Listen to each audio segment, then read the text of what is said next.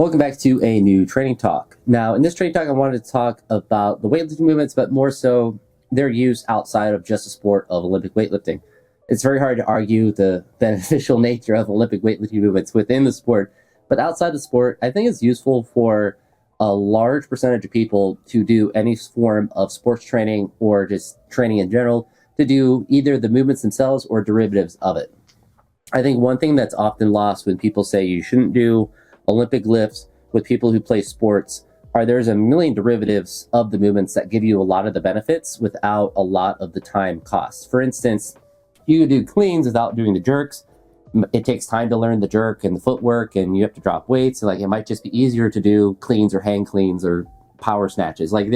There's an infinite amount of derivatives. So the idea that you can't find beneficial ones that are going to exude the qualities that you're trying to improve upon is not really a good argument in my sense.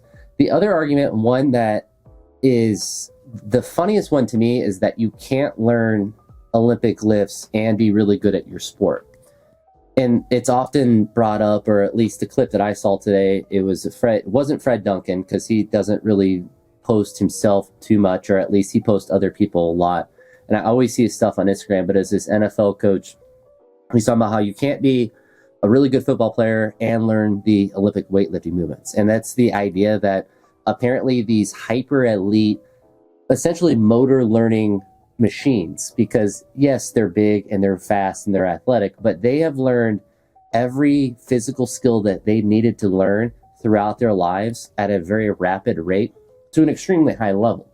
And the idea that they can't just pick up a barbell and figure out how to do cleans and snatches, even if they didn't even have a coach, they could probably figure it out to a higher degree than someone like I could, because they're that coordinated and that athletic and that powerful. This is true of a lot of elite sports.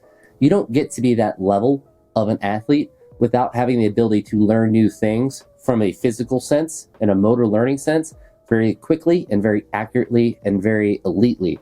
And the idea, it's like you can't be good at football and you can't learn how to do cleans. Like, if you coach elite athletes, you should know that they learn these movements really quickly. And maybe they don't want to do it. And that's a whole nother argument. If there's not buy-in, there's not a desire, it's not worth the fight, then I completely would understand someone not wanting to do it. Or maybe you don't have the knowledge to coach it very well. But the idea of them not being able to be good at both is comical, because it's a compliment, I suppose, to Olympic weightlifting. Apparently, it's just a crazy hard skill that you have to spend years and years practicing all of your time with. Like, no, you could just be okay at it and just use it for sports performance and not worry about your snatch and clean and jerk total. You could just do power cleans and just have fun with that. Like, you could be a power lifter and just do some push presses. There's so many derivatives that you could take to your sport.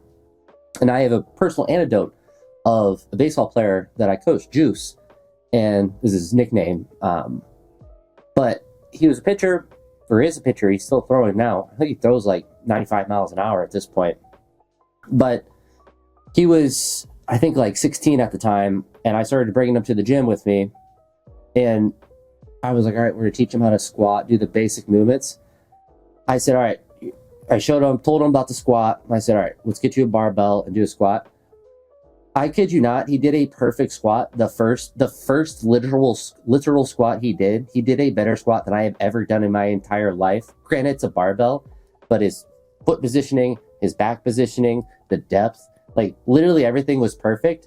And I almost just wanted to walk out of the gym. Not as like that I was actually mad at him, but it was just crazy to see someone that just is like, all right, here's the explanation of what you need to do. And then he perfectly executed it. You tell him how to do a deadlift, you explain what you need to do. And it's just having that kinesthetic awareness and that ability to just quickly learn skills that just, I've never seen it on a level like what Juice was able to show. And I could only imagine how fun it would be to teach elite athletes of like any sport at like a Division I or a professional level, just skills like that. It's like, yeah, you should learn, we're going to learn how to do cleans. It's going to take you 5 minutes because you are a number one, or you're a first round draft pick, or you're picked in the NFL, like anyone in any round, even if you're an undrafted pick, like you're going to be an elite athlete. And so it's like the idea, it's like, oh, you can't do weightlifting movements, or it's not good for this, or it takes too much time. It doesn't take that much time to learn if you're not worried about like increasing your 1 rep max in that, because you can make that argument for literally every single other movement that you would do in the gym, that it's a waste of time to max it out, which I would argue is probably true for people that play sports. You don't need to max out your bench press or your deadlift or your pull down or your bent over row. Like, you don't need to go to maximum with these movements. And the same is true of power cleans and snatches and push presses and jerks. And I would, you could make a very good argument that those movements allow you to elicit more power. They challenge you in a different way than a squat or even like a bicep curl, a basic strength movement does. And it allows you to move fast and powerfully with a high level of coordination, which, I don't know, I feel like athletes might need to move fast and powerfully with a high level of coordination in a lot of sports. And the other kind of general idea of, well, it doesn't relate to what they do on the field. Like, literally nothing you do in the gym needs to relate to what you do in the field. In a general sense, like, I need to run faster, so my legs need to get stronger, so I'm going to do leg exercises. Like, in a general sense, yes. But the idea of, like, it's not sport specific, it's like, well, then you should only practice your sport. If you're an offensive lineman, you don't need to do anything outside of just practicing your blocking, because apparently getting stronger or faster, more explosive, more stable just doesn't matter at all. And to me, it's a silly argument, and it's one that I see all the time. And because I don't do sports performance training, it's not really like a important thing for me to really fight and debate about, because I focus on weightlifting, and everything you do for weightlifting is for weightlifting. So it doesn't really matter if you think makes you faster or more athletic or whatever, because it's just for the sport. But there's so many more people that I think would benefit. And I would say, as another anecdote, which is, not good evidence, using the athlete I coached and myself, not good evidence. So you have to kind of go through the people that do those movements or coach people to a high extent. And maybe those guys they have a lot of success, but it's also one of those things that's you have a very elite population. So it's very hard to do things wrong enough to where they aren't getting stronger and better, because they're already like the elite of the elites. Just like when I was coaching Juice, it would have been pretty hard for me to tell him to do a squat wrong because of just how coordinated naturally that he is and how athletic that he is. It would have been very hard for me to mess that up. And it was very easy to get him to do it correctly. And I would argue that's probably true of most people, like in the NFL, that are just athletic freaks.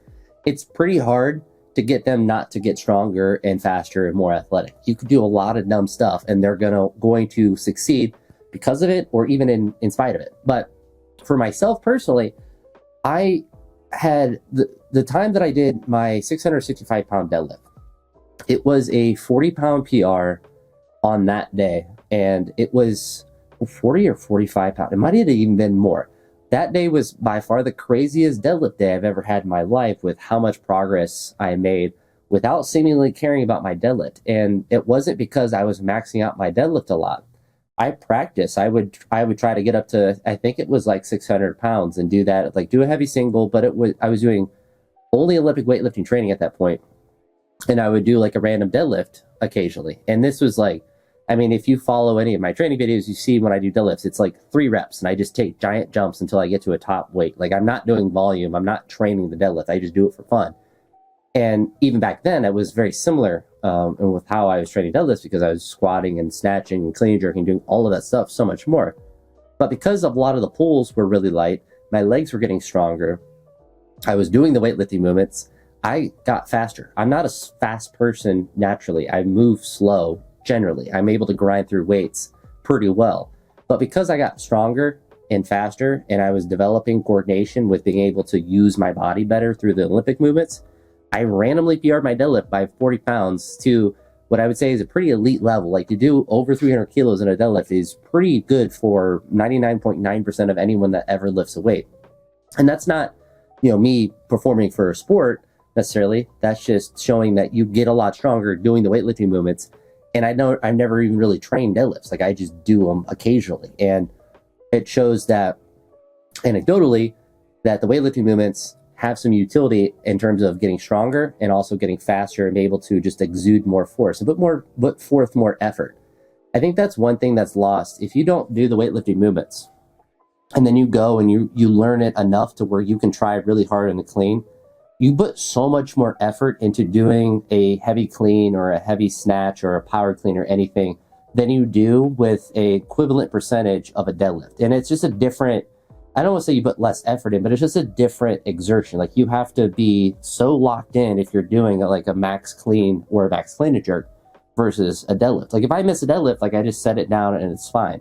If I do something terribly wrong on a clean and jerk, like it's going to crash on me, or I'm going to hurt my wrist, or I'm just going to miss the lift at a minimum.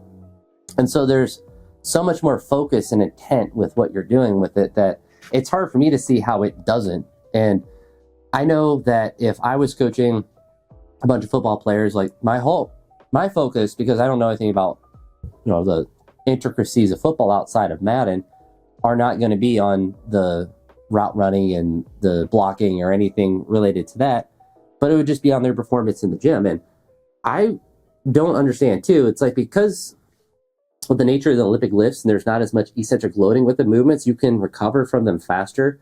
How wouldn't that be advantageous for NFL football players to do more football specific practice if they have a day where they're doing weightlifting specific work and doing things that aren't going to tear them down as much as even normal bodybuilding work? They have a session like that, and then boom, they can go right into their normal stuff. There's obviously benefits to their coordination and speed and all of that, but it's like just the sheer recovery of it's easier. If my best deadlift right now is 672 pounds and I do a maximal clean and I clean, say, 350 pounds, that's a slightly more than 50% of my deadlift, but like the recovery from that is significantly easier than if I did a max deadlift. I will say, when I did 305 kilograms, so 672 on the deadlift, it took me a couple days to recover from that. But the fact that I just could do cleans, like I do a heavy clean and be fine the next day, is also very apparent in my training. So the recovery is different for those. So you have a training stimulus that's fantastic with the weightlifting movements, but you also recover from the movements faster because the fatigue from them are just less than reduced strength movements in general. And it grinds my gears when you see people just do all these like goofy stuff, like the Joe Seaman type people. They do all these goofy stuff in the gym and they call it sport specific, when really it's like you're in a gym, you're just trying to get the joints to be more durable. My dad, thankfully, was a good influence on strength training when I was starting to get into it as a teenager, and really like middle school slightly. When I broke my arm in fifth grade, that's when I started to dabble in the strength training. It was mostly to like rehab my fingers, my nerves in my fingers and my forearms and all of that after breaking my arm. And then it kind of rolled into doing forearm work specific to get stronger and more durable for baseball. But he always laid out what I think is very true. The first goal of strength training, this is in relation to sports. Like now, my goal is to get stronger, not necessarily to prevent injuries. But the first goal that you have in strength training is to prevent injury. You want to be more durable. If you are on the field more, you're going to get more opportunities. You're going to be able to play longer in games. You're going to just do better in general if you're healthy. The second one is to get stronger. And then the third one is to get muscles, the aesthetics of it.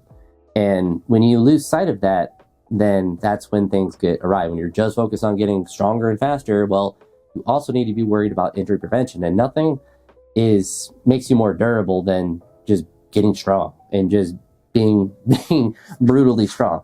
And I think football players get that for the most part. It's people that don't really have that desire to really push athletes that are frankly adults. And I know if I was coaching an NFL athlete and you're like, I don't want to do cleans, like you kind of can do what you want. You made it to the NFL.